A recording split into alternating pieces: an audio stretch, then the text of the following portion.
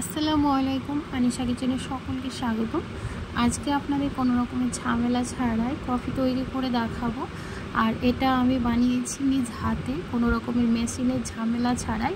কিন্তু দেখে মনে হবে যে এটা অরিজিনাল একেবারে মেশিনের তৈরি, কিন্তু সত্যি বলছি এটা হাতে। আপনারা পুরো ভিডিওটি দেখলে কিন্তু বুঝতে পারবেন। তার সাথে আমি এগরোল বানিয়ে নিয়েছি। আজকে রাত্রে ডিনার আমার হয়ে গেল। আর এইভাবে কিন্তু মাঝে মধ্যে আমি রাত্রের খাবারটা খেয়ে নিই, বেশ ভালোও লাগে। তো আশা করছি পুরো ভিডিওটি আজকে রাত্রেবেলায় আর রুটি খেতে ইচ্ছা করলো না, ভাবলাম একটু কফি বানাই আর তার সাথে এগরোল।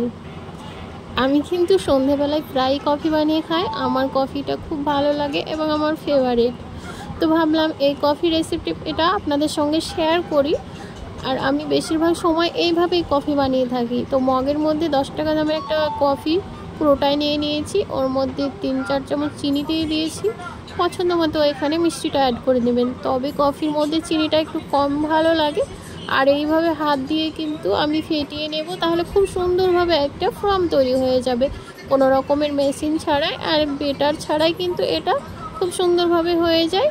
তো এটা আমি ফর্ম তৈরি করে নেওয়া হয়ে গিয়েছে। এখন একটা কাপের মধ্যে নিয়ে গরম করে রাখা দুধ এর মধ্যে ঢেলে একটু চামচ দিয়ে নাড়িয়ে চাড়িয়ে নেব, তাহলে খুব সুন্দর একটা ক্রিমি আর দেখুন কত ফর্মি হয়েছে। আর এই কফিটা খেতেও কিন্তু খুব ভালো লাগে। কার কার কফি পছন্দ অবশ্যই আমাকে কমেন্ট করে জানাবেন, আমার তো খুবই ফেভারিট কফি।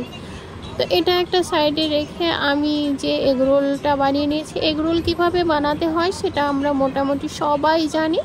ময়দা মেখে রুটি বেলে সেকে নিয়ে তারপরে ডিম গুলিয়ে ডিমের ওপরে পরোটাটা দিয়ে চাপিয়ে দিলেই কিন্তু খুব সুন্দরভাবে এগরোল তৈরি হয়ে যাবে।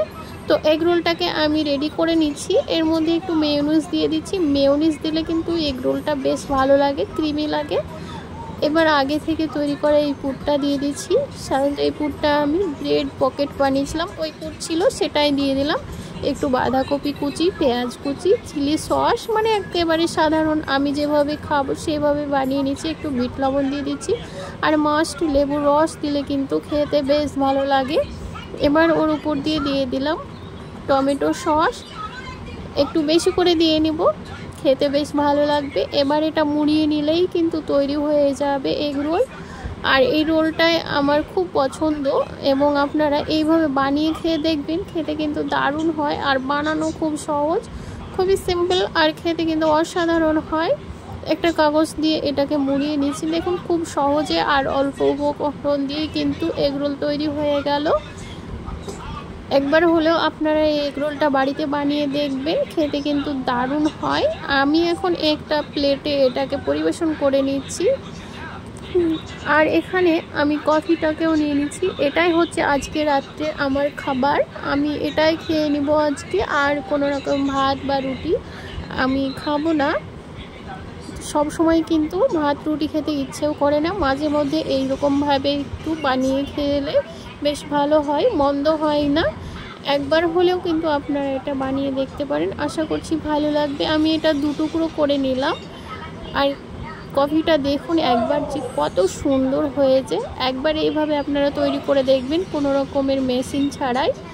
আজকের রেসিপি কেমন লাগলো অবশ্যই কমেন্ট করে জানাবেন, ভালো লাগলে লাইক করবেন। আমি সন্ধেবেলার যেই খাবারটা খাবো সেটাই আপনাদের সাথে আজ শেয়ার করেছি, এটা রেসিপি বলাও ভুল হবে।